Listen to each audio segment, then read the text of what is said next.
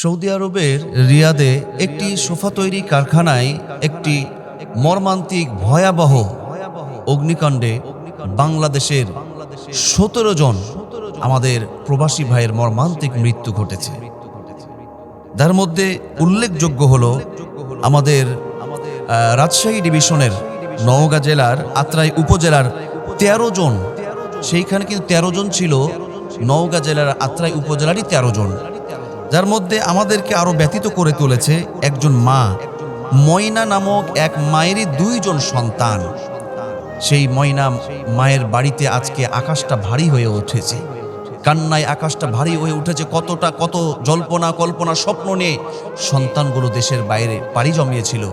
এমনকি এই ময়নার মা বলছে আমার সন্তান সে বিদেশ থেকে টাকা পাঠাতো, কত সুন্দর একটা বাড়ি তৈরি এবং সেই বিল্ডিংয়ের বেজ অলরেডি তৈরি হয়ে গেছে, কিন্তু সন্তান আর সে বাড়িতে আসতে পারল না। তার লাশের অপেক্ষা কিন্তু এখন পিতামাতা পরিবার সে অপেক্ষা গুনছে যে কখন সন্তানের লাশ, সন্তানের এই মৃত মুখ দেখবে। কি আশ্চর্য! এই ক্ষেত্রে এইখানে আমাদের জন্য শিক্ষা কি? আমাদের জন্য বড় শিক্ষা হলো, দেখেন একটি মাত্র শব্দ মৃত্যু, এই একটি মাত্র শব্দ, এই মৃত্যু এতটা ভয়ানক একটি শব্দের নাম যে মৃত্যু আপনার সমস্ত স্বপ্ন জল্পনা কল্পনা সমস্ত সবকিছুকে চূর্ণ বিচূর্ণ করে দেয়। এই জন্যই তো আল্লাহর রাসূলুল্লাহ সাল্লাল্লাহু আলাইহি ওয়াসাল্লাম তিনি বলেছেন, আকসিরু যিকরা হাযিমিল লাযাতিল মাউত, তোমরা মৃত্যুকে বেশি বেশি স্মরণ করো। এই মৃত্যুকে আমাদেরকে বেশি বেশি স্মরণ করতে হবে, তার কারণ মৃত্যুর স্মরণ যার যত বেশি থাকবে সেই ব্যক্তি দুনিয়ার মোহে তত বেশি কম পড়বে।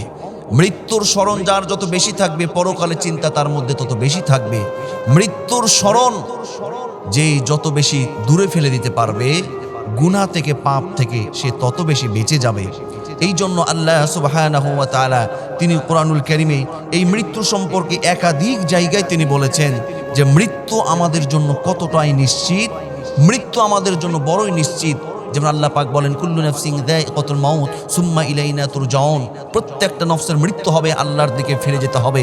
আল্লাহ পাক অন্য জায়গায় বলছেন, কুল্লু নাফসিন যায়িকাতুল মাউত ওয়া ইন্নামা তুওয়াফাউনা উজুরাকুম ইয়াওমাল কিয়ামাহ ফামান যুহজিহা আনিন নার ওয়া উদখিলাল জান্নাতা ফাকাদ ফাজ। আল্লাহু আকবার! এই মৃত্যু সবার ঘটবে, আপনার আমার সবার ঘটবে। এক নম্বর মনে রাখবেন, আল্লাহ পাক মানুষ এবং জিনকে তৈরি করেছেন তার ইবাদত গোলামি করার জন্য। এই দুনিয়া ছেড়ে আমাদেরকে চলে যেতে হবে। আল্লাহ সুবহানাহু ওয়া তাআলা এই জন্য তিনি কোরআনুল কারীমের অন্য জায়গায় বলেন, ফাইযা জাআ আজালুহুম লা ইস্তাখিরুনা সাআতান ওয়া লা ইস্তাকদিমুন।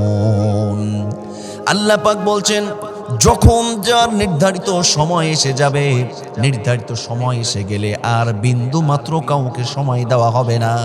সেই নির্দিষ্ট সময় দুনিয়া তাকে ছাড়তে হবে।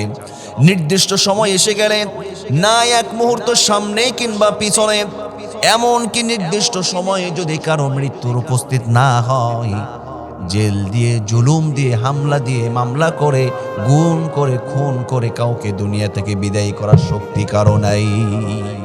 এই মৃত্যু যার যেইখানে লেখা আছে, আমরা অত্যন্ত ভারাক্রান্ত হৃদয় নিয়ে আমরা তাদের কথা স্মরণ করছি। আমার বাংলাদেশের ১৭ জন প্রবাসী ভাই রিয়াদে যে তারা জীবন দিয়েছে, মৃত্যুবরণ করেছে, আমরা আল্লাহর কাছে দোয়া করছি আল্লাহ সুবহানাহু ওয়া তাআলা তাদের মৃত্যু সেইখানে লিখে রেখেছিলেন।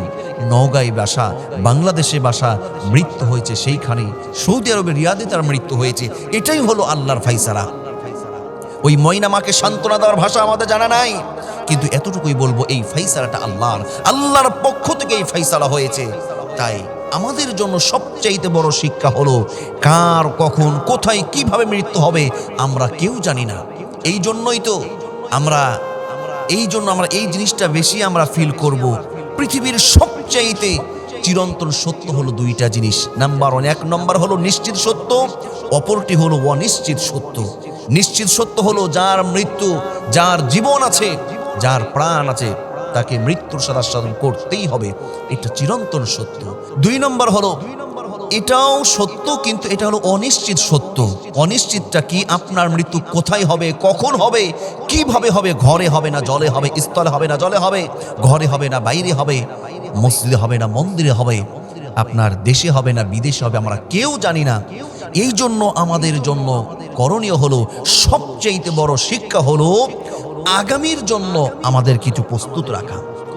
এই কথাও আল্লাহ সুবহানাহু ওয়া তাআলা তার বান্দাদেরকে স্মরণ করে দিচ্ছেন। বান্দারে শোনো শোনো, আল্লাহ বলছেন, ইয়া আইয়ুহাল্লাযীনা আমানু তাকুল্লাহা ওয়াল তানজুর নাফসুম মা কদ্দামাত লিগাদিন ওয়াত্তাকুল্লাহ ইন্নাল্লাহা খাবীরুম বিমা তা'মালুন। আল্লাহু আকবার।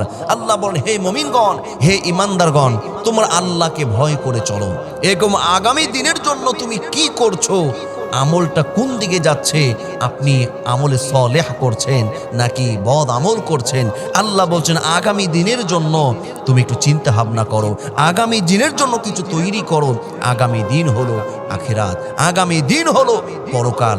আমরা দুনিয়াকে নিয়ে যতটা চিন্তা, যতটা আমরা চিন্তিত, দুনিয়া জীবনটা নিয়ে আমরা যতটা সফলতা অর্জন করার জন্য যতটা আমরা পরেশানির মধ্যে আছি, চিন্তিত আছি, আমরা পরকাল নাজাত পাওয়ার জন্য এই চিন্তা ভাবনা আমাদের অনেকেরই নাই। এই জন্য সবচেয়ে বড় শিক্ষা হলো, দেখেন এই ভাইগুলো, এই 17 জন প্রবাসী ভাই কত জল্পনা কল্পনা, কত আশা আকাঙ্ক্ষা নিয়ে, প্রত্যাশা নিয়ে বিদেশে পাড়ি জমিয়েছিল, কিন্তু একটি মাত্র মাধ্যম ছিল মৃত্যু। এই মৃত্যু নামক ভয়ানক এসে মৃত্যুর মাধ্যম দিয়ে তাদের সমস্ত জল্পনা কল্পনা শেষ হয়ে গেল। সেইখানে আপনার নামটাও পড়তে পারত, সেইখানে আমার নামটাও থাকতে পারত।